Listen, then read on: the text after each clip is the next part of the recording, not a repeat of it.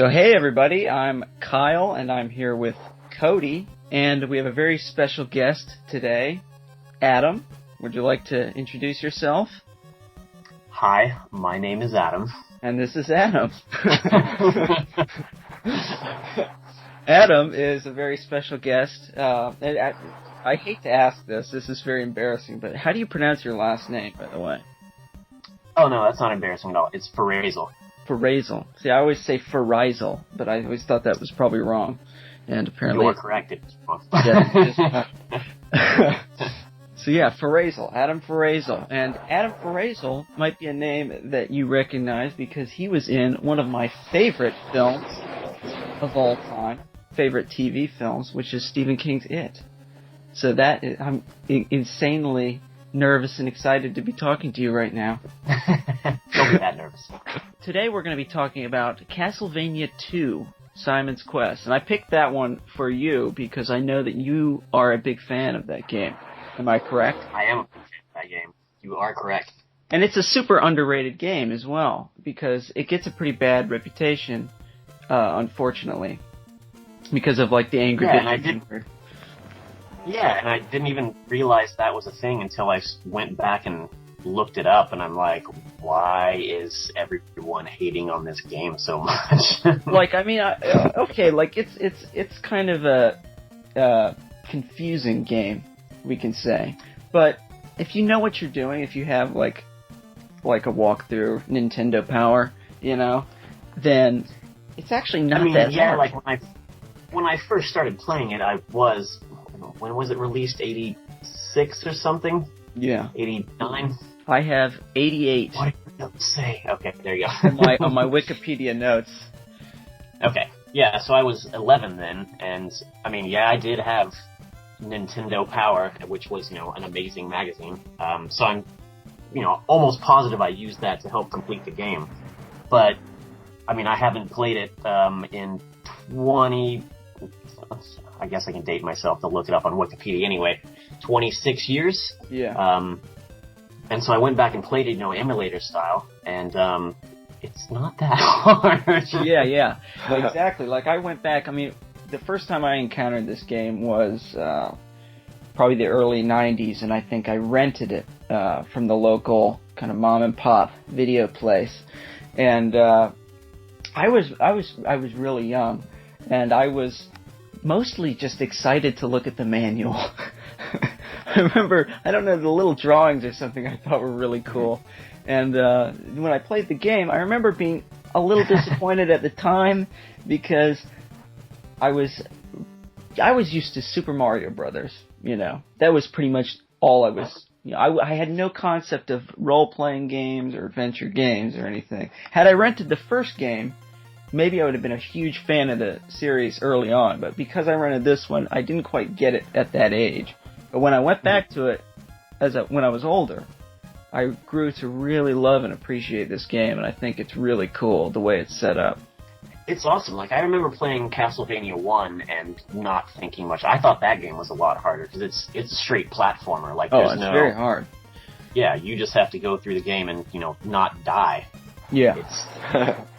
Castlevania 2 is a little bit, it's more open world kind of, before open world was actually a thing. It allows you to complete things in almost any order you want to, and the platforming part of it is relatively simple. Like, there's not a whole lot of crazy jumps you have to make or super whip skills while jumping and ducking kinds of things you have to do. It's just don't get hit. Yeah, exactly. And Cody, how have you found playing this game? Because Cody, I don't believe you've played this game up until very recently, have you? Yeah, I played it a few times whenever I was really little, but I didn't really have the mental capacity to really understand what I was doing. So it was just like going right until I hit a dead end and then turned around, and that was pretty much the extent of me playing it. But playing it for the last week and getting pretty far, particularly this morning, I found it to be very fun. I liked playing it. Yeah, this game I think is very unique, especially compared to the first game, and I think one thing people forget, Super Mario 2, this game, and Zelda 2, they're all really different from the first game, and I think that's people kind of give it an unfair review in retrospect, but at the time, there was no kind of standard setup for these games. You know what I mean? Well, it's funny you should mention that, because all three of those are, like, I guess you'd say, much darker than the originals. Like, they have a much darker mood to them than you would expect from, playing, happy little, Zelda with lots of colors, and you're just stabbing, off the rocks everywhere and jumping over mushrooms and everything. And they tend to have this sort of much darker mood to them. So yeah, one of the reasons as well that I wanted to talk to you about this game is because you're very closely associated with the horror genre. And this is a horror game. And I think it's one of the best horror games. I know that's, strong words considering like all the cool horror games that have come out since, but this one, I don't know, it's got a creepy kind of vibe to it, I think. It's I think the thing that does it for me, it's one of the first games I remember having a day-night cycle, which I thought was pretty awesome. Oh yeah, I thought that was really cool. It doesn't really do a whole lot to the game other than make it, take 4 whips to kill an enemy. But aside from that, my favorite thing about it the entire time was not really any sort of gameplay or difficulty level, but the music. The music on this game is phenomenal. I use it for ringtones. I still listen to those things all the time because those tracks are hype. Yeah, they're awesome. I really like the soundtrack to this game. I like the soundtrack to all the Castlevania games, but I mean this one has the Bloody Tears song, which they still use that, don't they? They still do. Yeah, that's something. I like that. That's a good track. But I think these early Castlevania games really, they give off the vibe of like those old Hammer horror films, which I absolutely love, like the old Dracula movies from the 50s and 60s and stuff with Christopher Lee. And I think these games, I don't know why, I don't know how, maybe it's because of the color palette or something, but it's almost like that 8-bit color palette kind of reminds me of that really hyper realistic color from all those old films, like that old Technicolor or something. Cody, how have you found, how far did you get exactly? I got to like the second piece of Dracula. The second piece of Dracula. He successfully found Dracula's penis. Yeah. I'm surprised that there should be a hack where they add like Dracula's penis as one of the parts that you collect or something. Yeah, why wasn't that in the redaction? Yeah, exactly. And speaking of the redaction, I just ordered a reproduction cart of the version of the game with. Oh, nice. It has a map, it has save feature, because that was one big flaw for me with the game was the password. I don't like password saves. So I'm happy that this version will have a battery save, and it comes with a map, and I believe they retranslated it, and maybe made the day to night a little faster. That's one complaint a lot of people have.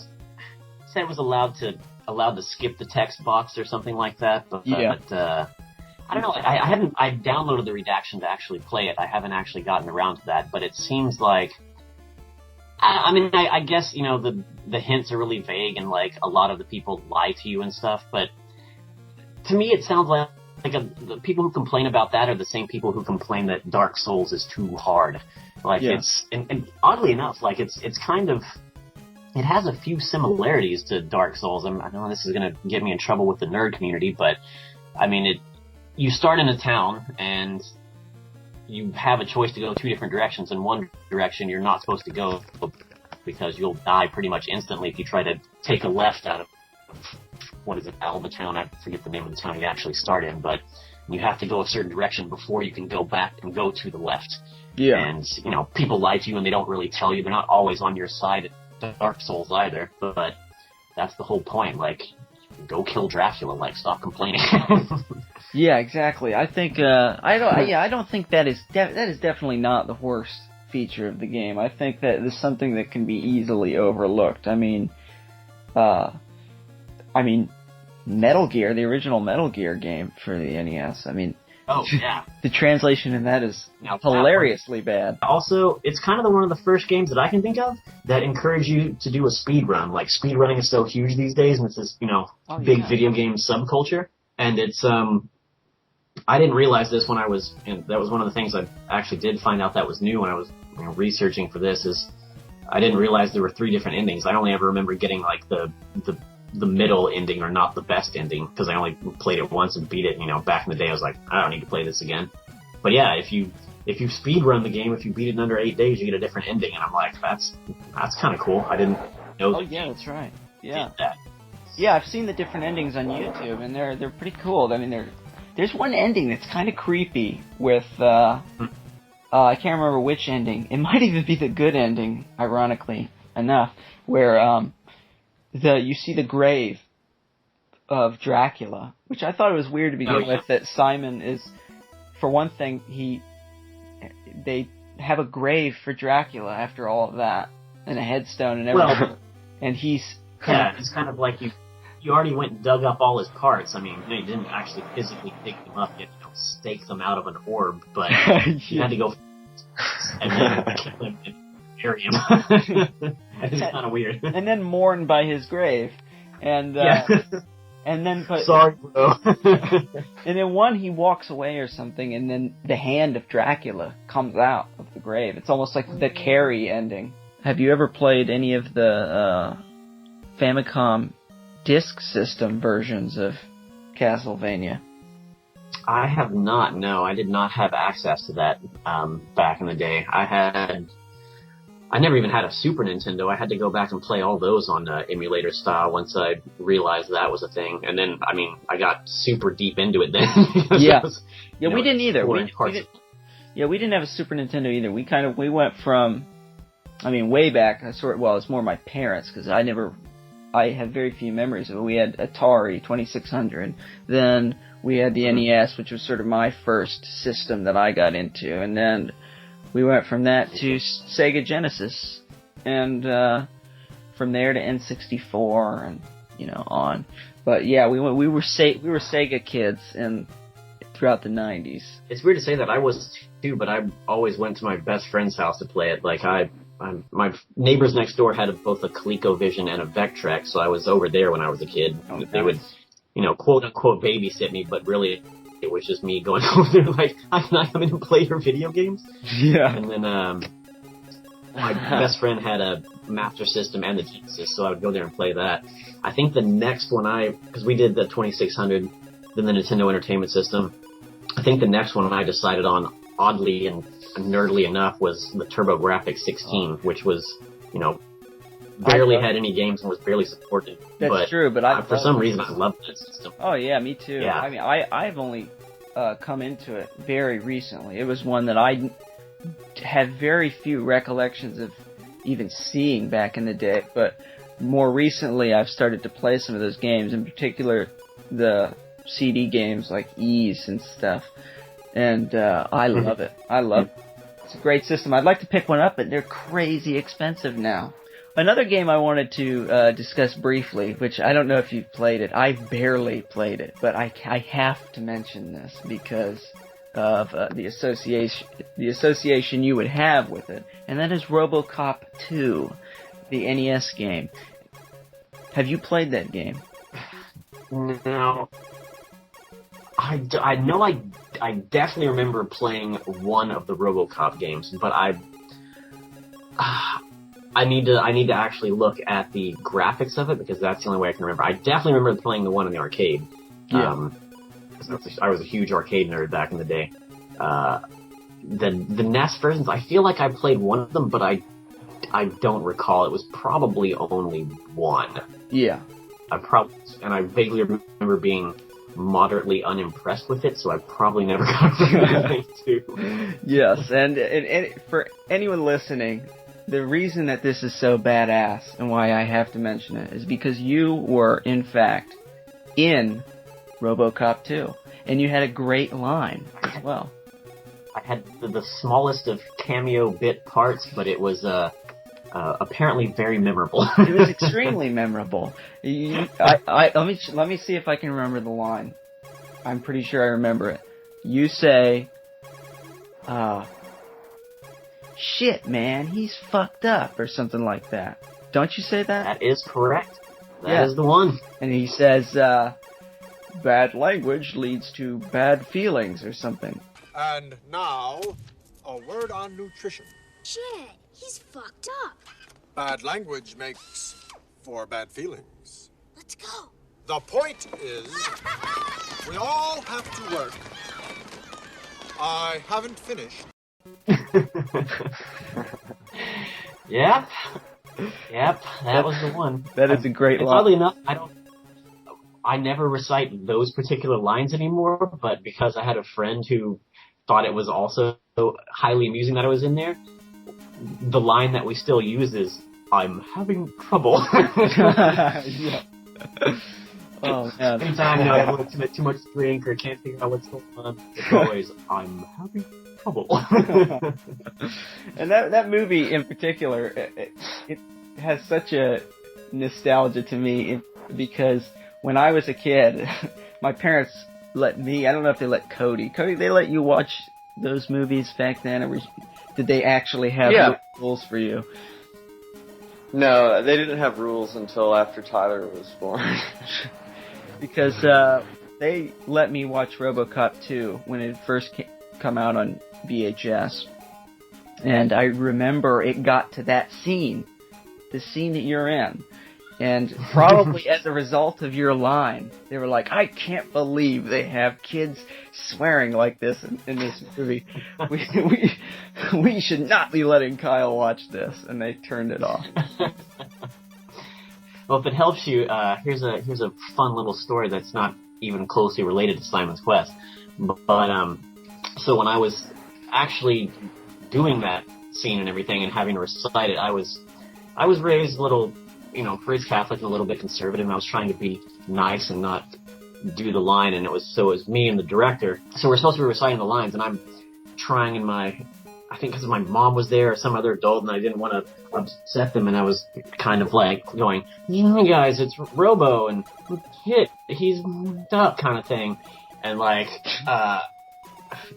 whoever's, what's his name, playing RoboCop was like, getting visibly annoyed by this, and so before he could be like, "I'm tired of working with children everywhere," Irvin Kershner was like, hey, I know you're a little upset about this. Like, it's not bad to say these lines. Remember, you're doing it for art. And I'm like, "Okay, yeah, that's true." And he's like, whispers to me, "By the way, Art's my middle name, so come on, help me out here, man." Okay, yeah, I got it. And I've been cussing like a sailor ever since. Yeah, RoboCop 2. What a cool movie to have been in. That is awesome. Okay, now, since you know about sequels, I feel like that sequel was also kind of panned, based on the first one. I don't think it got as good a reviews as the first RoboCop either. Yeah, it didn't, and I think it's pretty cool. I would say my only qualm with that film was I thought that RoboCop's suit looked weird. That was the only thing that I thought was odd about it. His suit was blue, which I thought was a little strange. You should have seen it close up without any whatever they did in post to it, because it looked like a plastic football suit. Like up close, like that is not impressive at all. Yeah, like, I always wonder about that. I always wonder, like, on set, like, oh my god, that looks like shit. Yeah, I thought the first one was amazing. Like, oh my god, this robotic beast is running around in a metal suit. How do they do that? It's amazing. And you see it up close, and it's like all plasticky and clicky when he walks, and I'm like, oh man, that's okay. Yeah. Yeah. But it felt like I'm not supposed to be scared of RoboCop in the scene, and I definitely wasn't scared of RoboCop after listening to his plastic armor flicking around. Yeah. Yeah, I'm sure they had to do a lot of ADR. I'd buy that for $1. And also, I mean, we talked about this in private, but you were also meant to be in the first film, weren't you? I was indeed, yeah. There's a scene where... Because the original one was filmed in Dallas. The second one was filmed in Houston, and I was a Dallas native and did most of my acting based out of there. Yeah. But the first one was filmed in Dallas, and it was filmed in this... There's a scene in there where there's some guy is he robs a convenience store. Yeah, And, the fuck me scene. Where he's yeah. Fuck me! Yeah, that's the one. But there was supposed to be I was supposed to be part of that, and what I was supposed to be doing, or what I was originally written into the script doing, was I'm supposed to be in there before he comes in to rob the store, and I'm kind of like looking around, and I notice like, oh hey, what's up? And I'm supposed to be stealing candy bars, and then that guy comes in and gets his ass destroyed by RoboCop, and then I'm supposed to watch all this go down, and then go and like pull the candy bar out of my jacket and take it to the counter and be like, how much for this, please? That would have been really cool. But yeah, the end of the story is...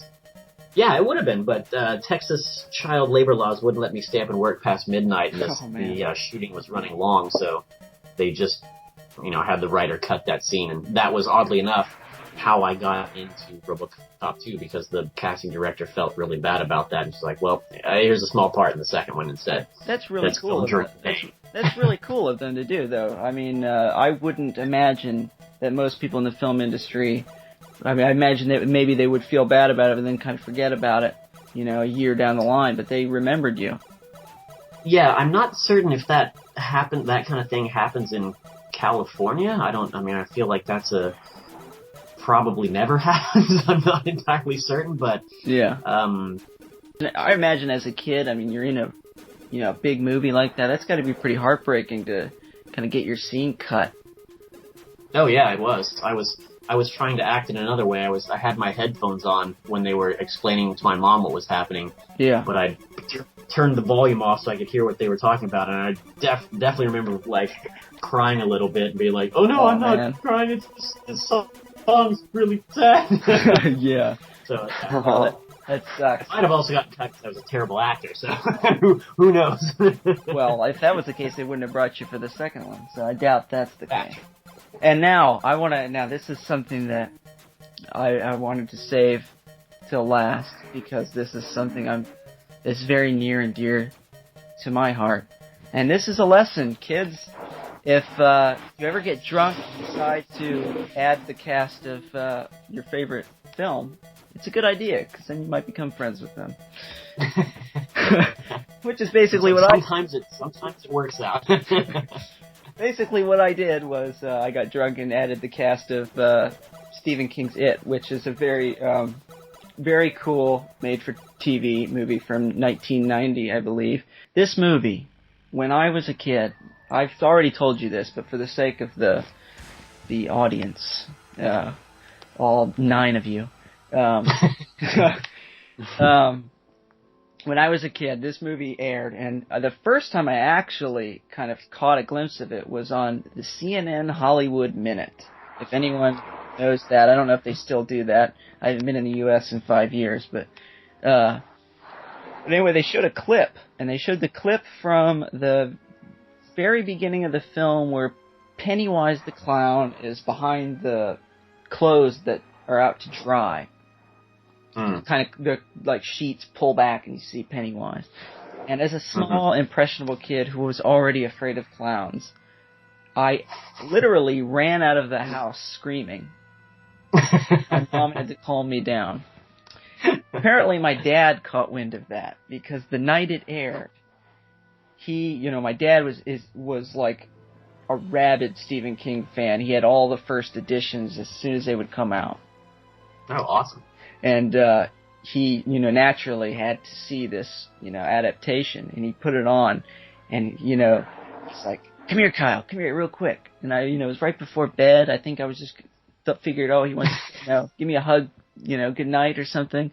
I go in the living room, and on the TV is the paper boat going into the drain, and Pennywise popping up. This clown that I thought I would never see again in my life reappeared, and and I'm not even exaggerating. Cody can attest to this. Yeah. I slept with the lights on for probably 2 or 3 years. We shared a room. Yeah. Poor Cody. But you played Eddie Spaghetti. I do indeed. And, which was a very memorable character for me as a kid. I remember that character very well. And that was the character I kind of related to as kind of a small kid, you know. I was definitely the smallest of all the kids. Yes. But yeah, you were the one, you know, you had the weapon. Well, you had one of the weapons, but you had the coolest weapon. You had the inhaler. Yeah, I used to kill clowns for a living. It's true. I have so many questions about this film, some of which you might not know, some of which you might. But one thing we talked about that I thought was so cool, because I really like the locations that were used in the film and just the look and the atmosphere and stuff. And I love that like sewer house. And you told me that was actually like a facade, which that was incredible because it looks so real. Oh yeah, the one that they as you like look out over the lake. Yeah. Yeah, but yeah, the one you see in the distance, yeah, that was just a constructed set. Man, that is so cool because it looks so authentic. I mean, I thought they just found that somewhere and thought, wow, that looks creepy. We got to film that. But yeah, it's surprising they went through that trouble. Especially, it's a little surprising as well because that isn't in the book. I don't know if you knew that, but there's no like kind of like sewer building or anything in the book. There's a similar thing called the standpipe, which there exists a standpipe in Bangor, Maine. I don't know who our set designer was, but they were, having seen a lot of the things that they produced in like the sound stages and you know, the freestanding things they did. It's weird because you see them and it looks kind of fake up close. But, I mean, the whole point of designing a set is that you design it for the camera. And so when you see it on the camera, even today, like, I'm like, you know, people make a lot, it's like, oh, it's made in the 90s, it's really not that scary anymore. But you still look at some of the set design and you're like, nope, that looks absolutely real. Like, that is indistinguishable from an actual sewer. Oh, yeah. And I think one of the things with it that I always thought, it almost really fits in with Simon's Quest, because I feel like that is another movie that, in retrospect, kind of gets a bad reputation when I think it's a fantastic film that still holds up, especially the first part, you know, with you kids, when you were a kid, that part really holds up. I know that the second half of the film, people kind of rag on a lot because of the spider. That's the thing. But I mean, how else are you supposed to end that movie? Yeah, I don't know. Like, I don't know what happens in the original. I mean, in the book, is it a spider demon thing as well? Yes, it is more or less a spider. The whole point was that's kind of, it's a spider, but it's not a spider. It's sort of like, that's the closest thing that they can see to what it really is. Oh, okay. You know, that's the best interpretation a human mind can do, which is probably still far out. It's very Lovecraftian, you know. Okay, yeah, I can see that. And if somebody said, "Hey, Kyle, you know, we think that you could direct the remake," I might do the spider design a little bit differently, but I would still put the spider in. And one thing that kind of made me mad when I was reading interviews with the guy who was originally going to be doing the remake, which I thought he seemed like a good choice, but one of the things he said was, "There's going to be no spider." And I was like, well, what do you mean? The spider was in the book. You know, just make the spider work. If you don't think it worked in the original movie, then make it work, you know? Well, I mean, also you have to take into account that was made in the 90s before there was, you know, the CG that we have today. Like, I still have pictures that my mom was a massive photography fan and took pictures of everything on the movie sets. Like, she would, you know, they would most of the people there would be like, hey, who's this crazy old lady like taking pictures of everything? Is she supposed to be here? And she's like, oh no, I'm the mother of, one of the guys who's actually in there. Oh, okay. So she'd start talking her way. Basically, she talked her way into places she wasn't supposed to be on like every set we were on, and took pictures of all kinds of random things. That is awesome. So I still have pictures of like the bits of the spider disassembled in the back of a truck as they're unloading it. Oh man, that is cool. Yeah, That's so cool. You have to take into account it was all done, kind of stop motion-y and, lots of wires and everything. If you did it today, it would probably be a lot more terrifying. Yeah. But even the stop motion stuff, I mean, I know that, I understand that, these days it doesn't really hold up and stuff, but I still kind of like it. I love, like, old Ray Harryhausen films and stuff. Oh, yeah, and absolutely. And I think there's something to that art form that's just, it has a very ethereal kind of quality.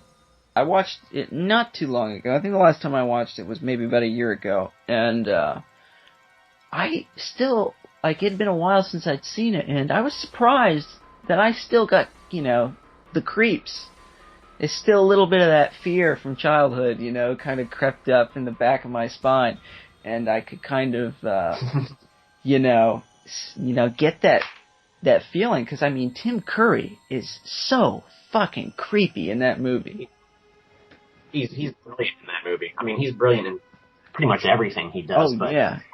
And I don't know how privy you were to this information, but were there any other designs of Pennywise beforehand? Because I've always been interested in the making of this film, but there is no information on it. And the only thing that I had was the DVD had a commentary track, but I have to admit that the director, Tommy Lee Wallace, who worked very closely with John Carpenter and stuff, he's got his own kind of thing, and he wasn't that informative. not the best commentary speaker, I would have to say. He seemed a little bit bored by it all. So I was always. One of the things he mentioned was there was a few early designs, but he didn't really get into detail on what they looked like. And I was wondering if definitely was not privy to that. I remember where the production office was, and I remember going into that a few times, but I don't remember seeing any sketches or anything on the wall. Like the very first time we saw Pennywise was going into the makeup trailer and seeing the prosthesis on the mannequin mount on the head mount and being that's what he's gonna look like. Okay. But then that's of course before the makeup and put the teeth in and everything else, which is, actually quite a bit more terrifying. Yeah. So were you ever, did you find clowns off-putting when you started? Oddly enough, I mean, I don't remember, I was never really terrified of clowns. I remember not liking them because I don't know, I just didn't even like McDonald's. Yeah. Back in the day as a kid, I used to eat there because I'm like, why is this stupid face-painted nerd trying to sell me hamburgers? Like, I'm immediately suspicious of that. Yeah, exactly. So I have no idea why, but I was never scared of clowns, and I never really thought too much about it during the whole thing. Yeah, because I'm sure, I think one thing when I was a kid thinking like, oh man, I bet those kids who were in that movie were real scared making that movie. But ever since then, I've grown up and I've worked on movies and stuff, and there is nothing scary about working on a movie. No. The only part that actually got my blood racing a little bit was during the shower scene. Yeah. But that was because that was more of the atmosphere that was, so the shower scene is like built on a sound stage. Yeah. And the way that it works is like you had, I've worked in movies before, so you have a corner shower area cut away where they put the camera, but also over there they had Tim Curry just sitting in a chair with, part of his Pennywise costume on. Yeah. Reading the lines over a loudspeaker system. And also over the loudspeaker system is Tommy Lee Wallace giving you direction. And then also at the same time is they have, random, what are they called? Not best boys, that's your electrician.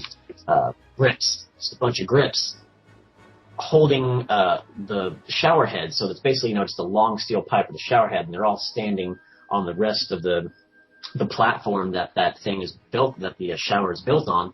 Yeah. Holding those things, and then as they get the direction called, they're gradually pushing them through, the backside of the shower. Yeah. And in order to make it look like steam, it's high pressure water, and they all turn on. But then in order to make it look like steam, they're shooting blasts of compressed air through the shower heads. Yeah. So basically, what happens is you have a whole lot of noise. There's like pressurized water, steam blasts, and like Tommy Lee Wallace yelling at you, and then Pennywise like, and like that would be terrifying. And you have to, remember what you're supposed to do, and you have to, act towards the camera, and then you give a certain face. So there's a whole lot going on. And then you have to, then I had to run out the door and then trip and fall, and I had to do that repeatedly. And so after a while, like your blood gets racing because there's just so much noise and so much commotion, and you're like, oh, I hope I don't get everything wrong, and you're nervous. So yeah, that was the only part where you're not scared, but definitely a heart was racing the entire time during that scene. Well, it pays off because you look terrified in that scene. I was, yes. But yeah, it's so cool, and like with Tim Curry, like, was he? I hear mixed stories with him on the set. Not mixed stories in like he was a bastard or something. You always hear that he was a really cool guy, but like, was he just like a normal dude in the Pennywise costume, or did he do any kind of like, did he kind of stay away from everybody, or? Like I said, that picture that's on my Facebook page of me and him, and it's the one where he's got a cigarette in his other hand, which is kind of an amazing picture to have. Yeah. But that was a picture that was taken either after we had completed the shower scene kind of thing, and before we were about to do something else. Or maybe was that the shower? No, maybe that wasn't. Maybe that was the bathroom scene where we all go help clean up the blood. I can't remember. Yeah. You're fully clothed in that photo. Yeah, so that would make sense. That's why I was like, maybe that wasn't. But I mean, we filmed a lot of stuff on the same day, so who knows? Yeah. In any case, no, I mean, he was super nice, super cool. I don't remember him trying to be Pennywise at every moment. He didn't try to like freak you guys out like back then. Yeah, no. Yeah, that would have been weird. Well, I mean, I think he comes from the British acting tradition, which is less method oriented and more, like being able to switch. At least in my understanding of the way it works, like it's more of a, to be an actor, you must do this at this time and then not do it at other times. Yeah. So yeah, I would hope that he would be able to turn off Pennywise. Otherwise, that would. Yeah, that's a pretty creepy one not to be able to turn off. Yeah. Did you keep anything from the set? The only thing I have, this is lost in history somewhere, the only thing that I ever took from the set, and I believe we asked them, but I took one of the, if I remember correctly, so the shower set is white tiles, but there's like a black stripe running around the middle. So off the edge of the thing, I asked the set people if I could pull one of the black tiles, because it was kind of like a touchstone kind of thing. Yeah. And so I had that for a long time. I have no idea where that went. It's probably, as I said, in a box in an attic somewhere. But that cool thing to have. As far as and it was a cool little thing. I don't know if I would have made a necklace out of it now, because people would wonder why I'm wearing a bathroom tile on my neck. That was the only thing I remember. Oh, there was one other thing, and it was in that same area, but it was one of the when we're throwing rocks, to try and save what's his name?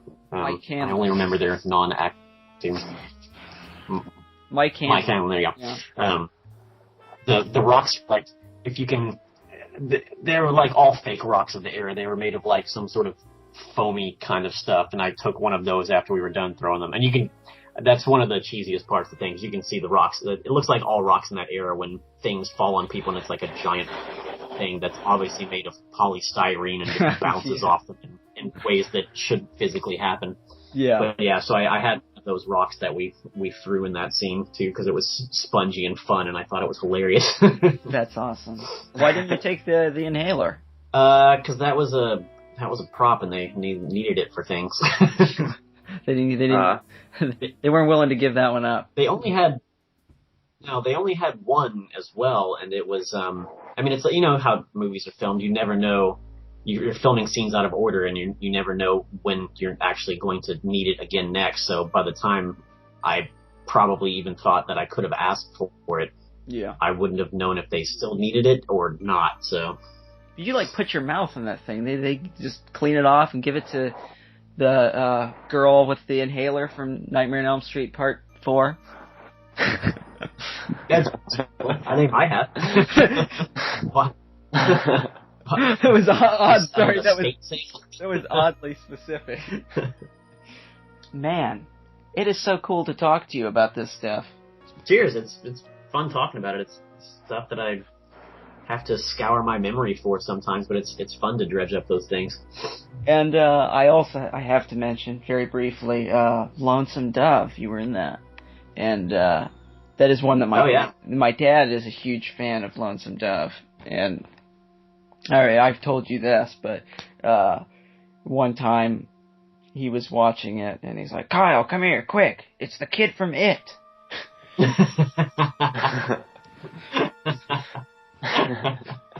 Yeah, if only I had my inhaler when Blue Duck stabbed me through the back. You know, maybe I'd be in a better.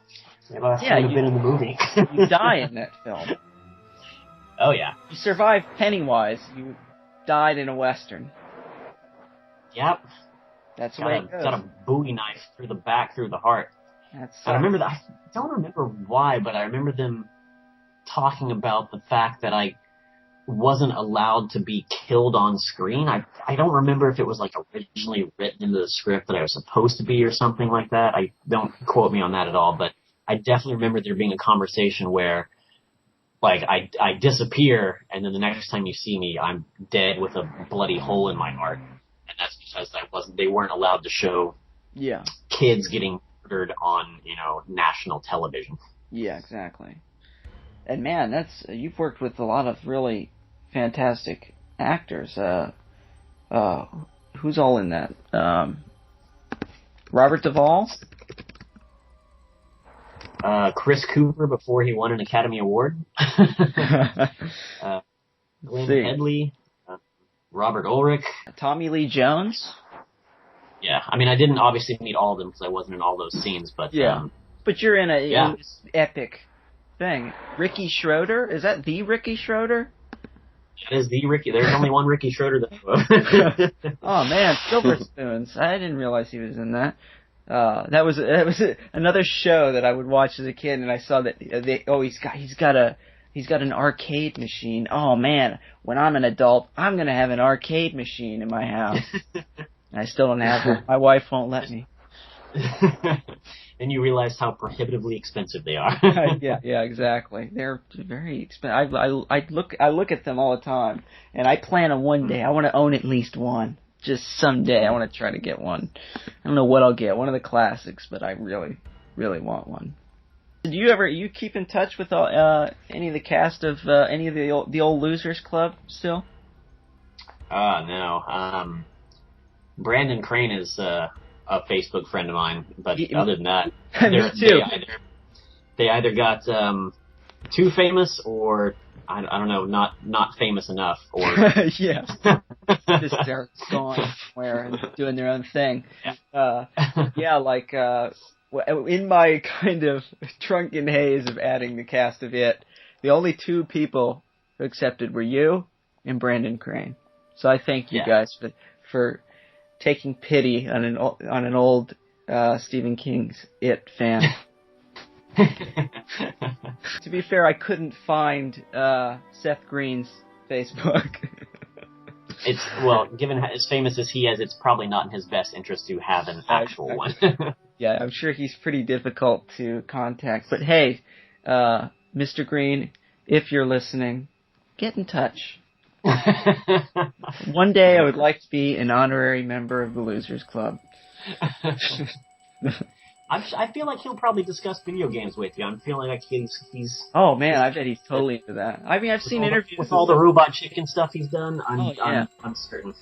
I mean, did you hang out with those guys a lot when you were like between takes? A lot. No, I remember a few things. I remember playing.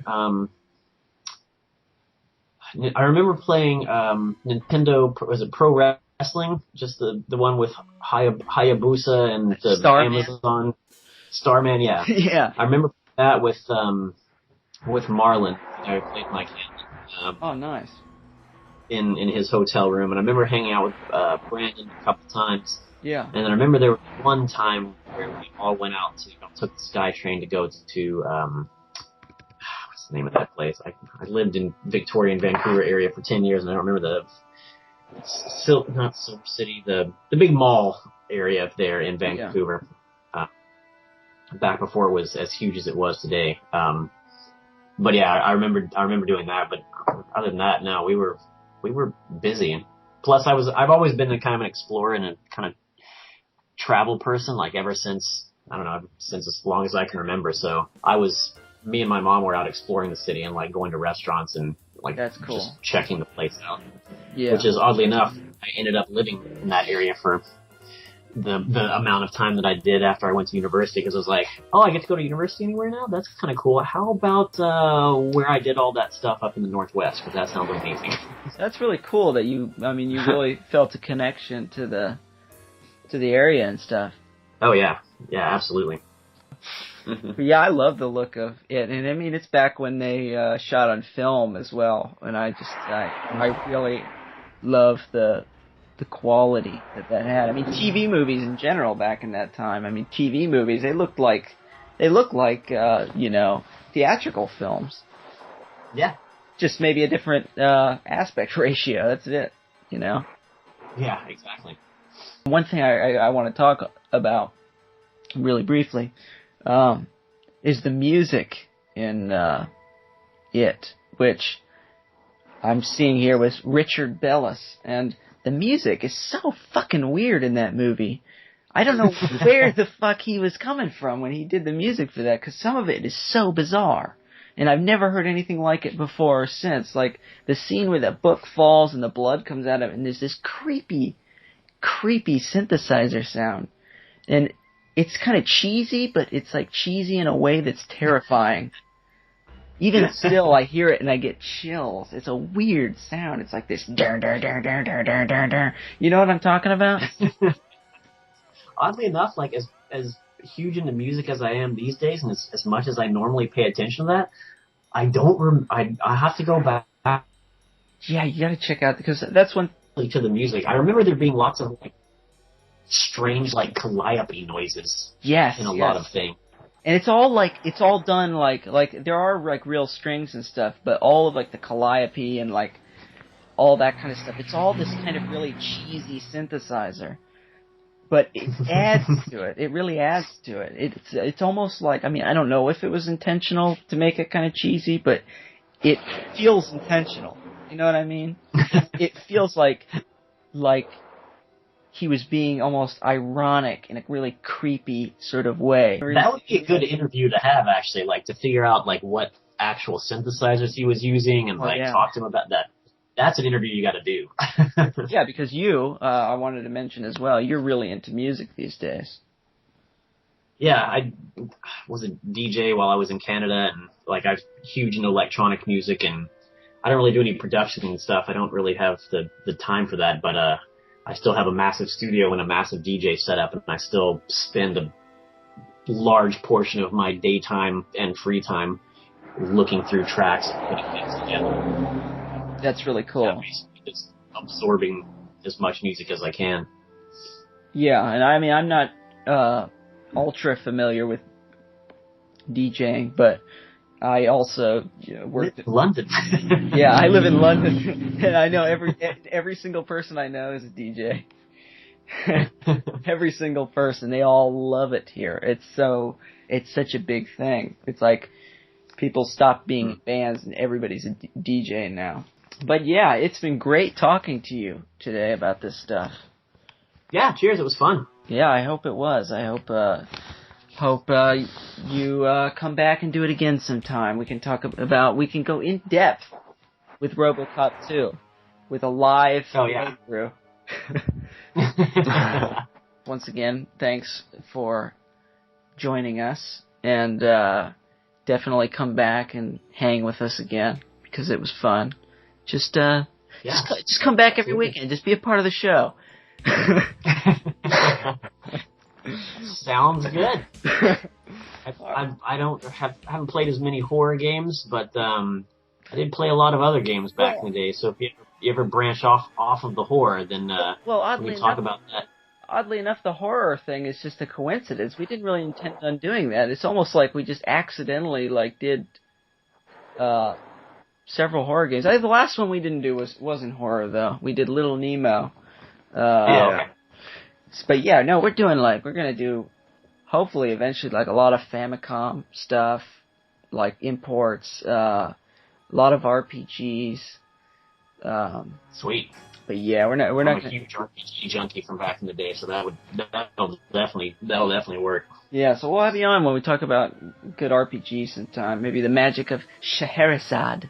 Oh yeah, that game was the jam. Yeah, and it's a cool game, and yeah, so we're definitely not boxing ourselves in with horror or anything. Otherwise, we'd run out of games real fast. I was about to say, yeah. This will be the last episode of SLiMeCoRE. All right, so yeah, thanks everyone for joining us. Cody, would you like to say anything? Thank you, Adam. It's been awesome. Sorry I've been so quiet. It's just been nice to hear you tell your stories.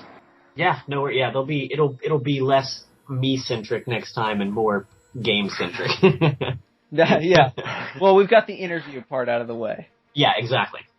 So it's the next time we can just nerd out to as much to Magic of Scheherazade as we can.